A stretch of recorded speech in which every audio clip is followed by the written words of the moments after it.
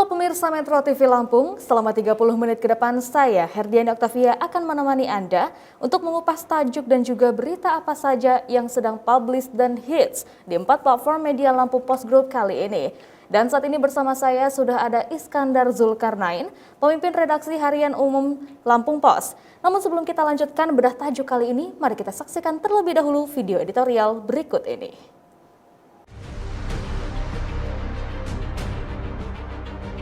Pemerintah telah menetapkan libur dan cuti bersama di akhir tahun 2020 dikurangi sebanyak 3 hari, yaitu pada 28 sampai 30 Desember 2020. Pengurangan ini merupakan tindak lanjut dari arahan Presiden Joko Widodo dalam rapat terbatas pada 23 November silam, di mana libur Natal berlangsung pada 24 sampai dengan 27 Desember. Dengan demikian, masyarakat pada 28 sampai 30 Desember 2020 tidak ada libur, sehingga masyarakat pun diharuskan tetap bekerja seperti biasa. Sementara libur pengganti Idul Fitri ditetapkan pada 31 Desember 2020. Adapun libur tahun baru ditetapkan 1 Januari 2021 dan ditambah 2 sampai 3 Januari 2021 yang merupakan libur akhir pekan karena tepat jatuh pada Sabtu Minggu. Artinya, pada akhir tahun terdapat waktu lenggang 4 hari ditambah 4 hari di awal tahun. Kondisi ini tentunya rentan dimanfaatkan masyarakat untuk menghabiskan waktu di akhir pekan dengan berlibur dan bersantai bersama keluarga di tempat-tempat keramaian, termasuk di tempat wisata, restoran, dan hotel. Pemerintah Provinsi Lampung telah mengantisipasi hal ini dengan mengeluarkan surat edaran nomor 042-2-V.06-2020 tentang himbauan perayaan ibadah Natal dan acara pergantian tahun baru 2020-2021 di Provinsi Lampung. Termasuk pemerintah Kota Bandar Lampung dan Pemkab Pesawaran juga telah menerbitkan surat edaran yang berisi larangan tempat wisata dan perhotelan menggelar acara pesta tahun baru yang menimbulkan kerumunan. Langkah tegas ini perlu mendapat dukungan semua pihak. Jika tidak, Satgas Penanganan COVID-19 telah memprediksi fasilitas kesehatan akan mengalami kelumpuhan sehingga berpotensi tak lagi mampu menampung pasien terpapar virus corona.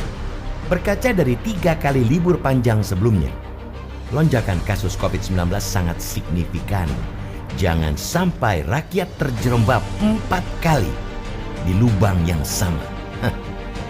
Bila merujuk data Satgas Penanganan COVID-19, penambahan jumlah kasus positif COVID-19 baik secara harian maupun kumulatif mingguan melonjak 69-93% sejak libur Idul Fitri 22-25 Mei 2020.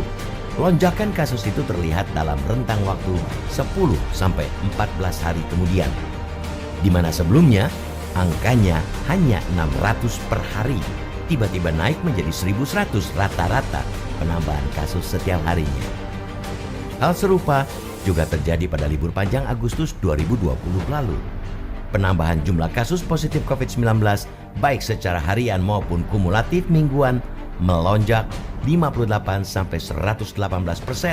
sejak libur panjang 20-23 Agustus 2020. Kemudian, libur panjang 28 Oktober sampai 1 November 2020 juga terjadi peningkatan kasus sebesar 17-22%.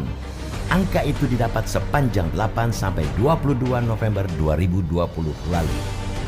Berkaca dari itu, perlu langkah antisipatif selain himbauan dan pelarangan juga harus disiapkan. Pemilik lokasi wisata harus mempersiapkan sarana protokol kesehatan, tempat cuci tangan, sabun, hand sanitizer, masker cadangan, dan penandaan tempat duduk untuk menjaga jarak. Petugas keamanan juga harus rutin berkeliling dan mengingatkan para pengunjung agar mematuhi prokes. Demikian juga seluruh fasilitas di dalam area lokasi wisata, termasuk toko, warung, rumah makan, dan toilet. Namun yang paling aman adalah menghabiskan waktu liburan dengan keluarga di rumah. Banyak aktivitas yang dapat dilakukan, seperti menonton film bersama keluarga di rumah. Lebih baik menunda waktu berwisata daripada membawa musibah ke rumah.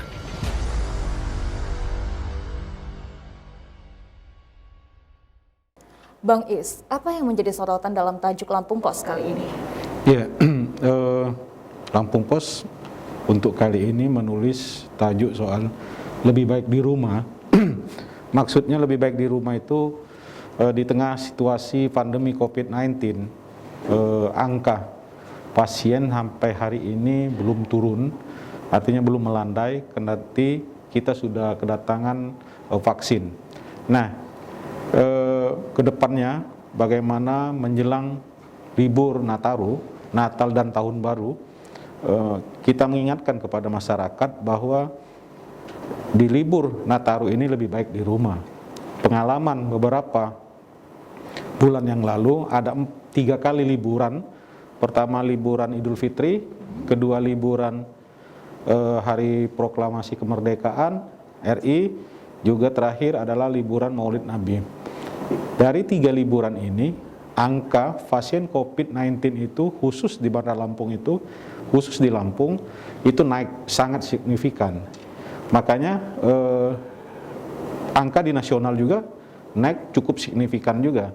Makanya pemerintah pusat mengingatkan untuk mengevaluasi kembali liburan Nataru ini tidak lagi yang dijanjikan oleh pemerintah, ada libur pengganti Idul Fitri. Sepakat bahwa pemerintah pada beberapa minggu yang lalu memangkas liburan yang tadinya full di akhir Desember, ternyata dikurangi sampai 3-4 hari gitu loh, Mbak.